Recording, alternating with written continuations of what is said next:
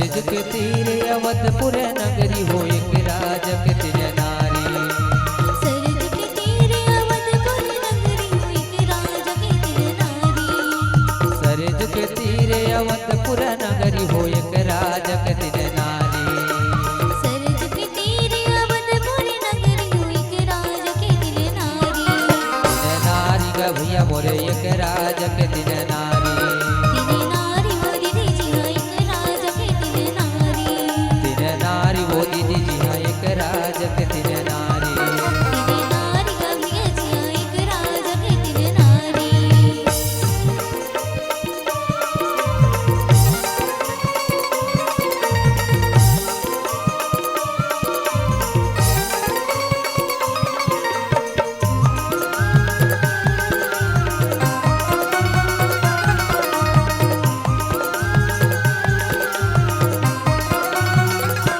पूजा पाठ धर्म के दुआरी जी हवस हवे ऋषि मुनि ज्ञानी।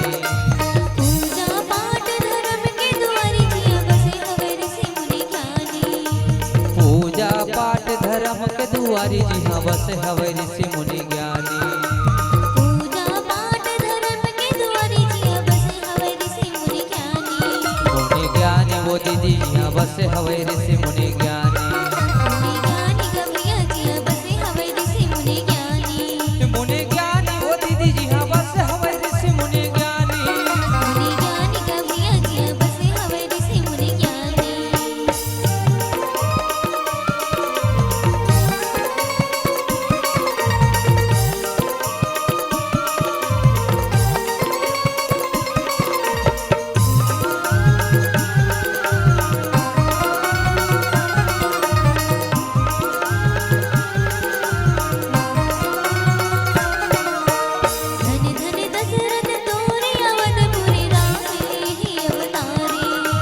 धन धन दशरथ तोरे अवधपुरी राम ही अवतारे। धन धन दशरथ तोरे अवधपुर राम लिए है अवतारे।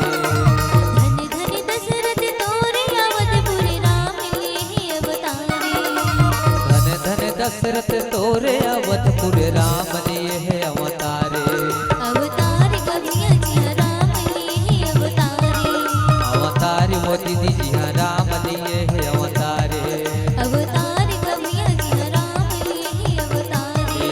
अवतारी वो दीदी जी हाँ राम लिए है अवतारे। अवतार गमिया जिया राम ही अवतारे। अवतार गमिया जिया राम ही अवतारे।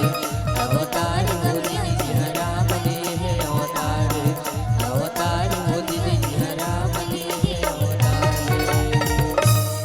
लखन श्री रामचंद्र की जय हो।